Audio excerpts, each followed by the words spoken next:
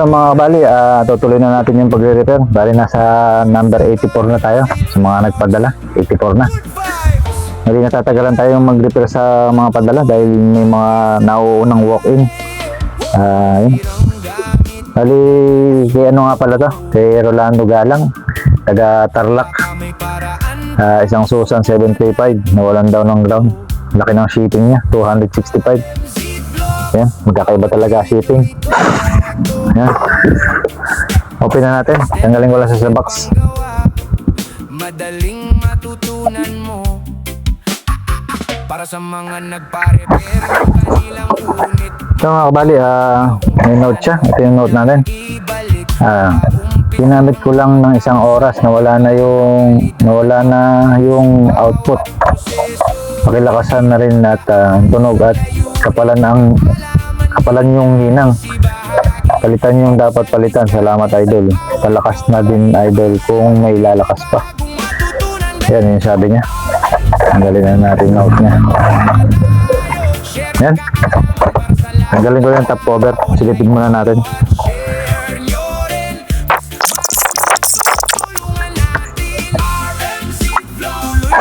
So mga kabali, yan na yung ano natin, unit 735 na second gen.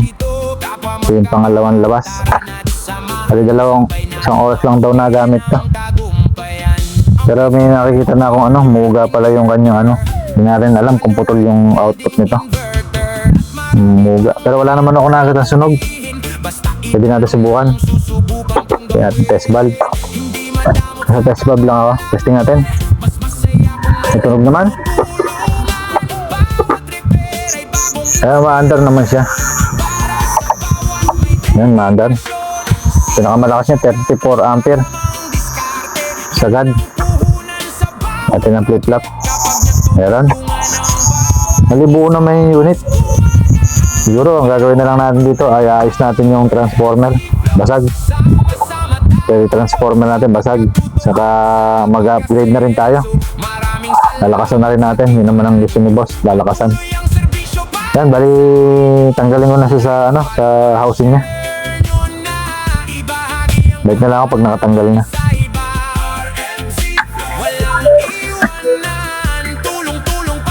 So mga kabali, tanggal ko na siya. Unahin ko na lang muna yung transformer. Yung pair transformer natin, basag. Kailangan malagyan ng pandikit ko para hindi magtuloy. Maputol yung paanong rewind natin. Tanggalin ko lang muna to.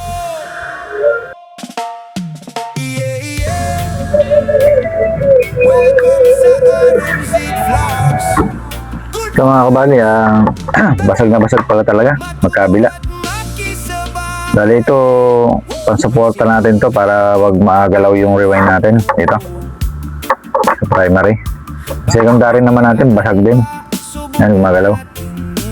Yan, pipilitin natin maidikit na maayos to para hindi maputol. Andiyan na kasi yung output natin, dalawa. Ito. Pero hindi pa naman siya putol. Yan, dali dikitan ko lang to para hindi na siya gumalaw.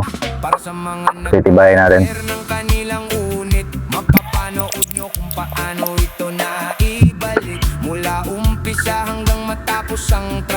So mga kabali, ilagay na natin yung transformer.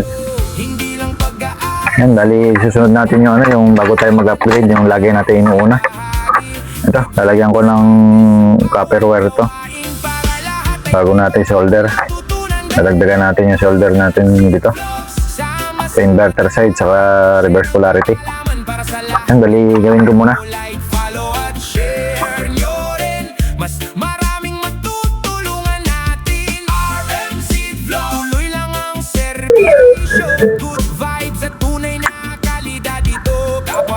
So kabali, ayan, pakita ko lang na nalagyan na natin. Yan, napatibayan na natin yung reverse polarity saka yung inverter side. Sunod natin yung mga binabago na natin, yung na-upgrade. At may mga tinatanggal tayo dito, pinapalitan. Ito, yung upgrade natin yung capacitor, gagawin natin 4.7. Bali 4 UF lang to. Tapos dito, magtatanggal tayo ng yellow capacitor natin dito. Saka mag-adjust tayo sa frequency natin. itong 560k na to, resistor. Palitan natin ng 430. Iba-bypass na natin yung trimmer para hindi na nagkakaroon ng problema yung trimmer. Dali yung trimmer na to pagka nagtagal, kinakalawang hanggang sa naglulus. Isa na open.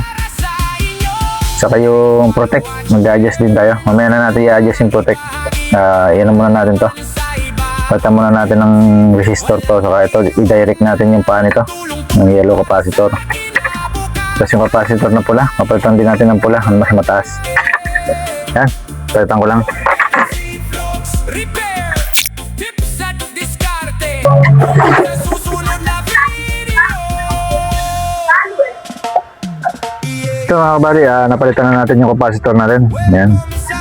4U8, bali pinalitan natin ng 4.7. Ito yung capacitor na to, nirekta natin. Trimmer, binaypas na natin to. Binaypas natin dito. Yan, testingin muna natin kung lumakas na. Kita ko lang ang output. Bawat video ito. Ayan. Step by step. Test bag lang muna. Tingnan natin kung meron siyang reaction sa natin.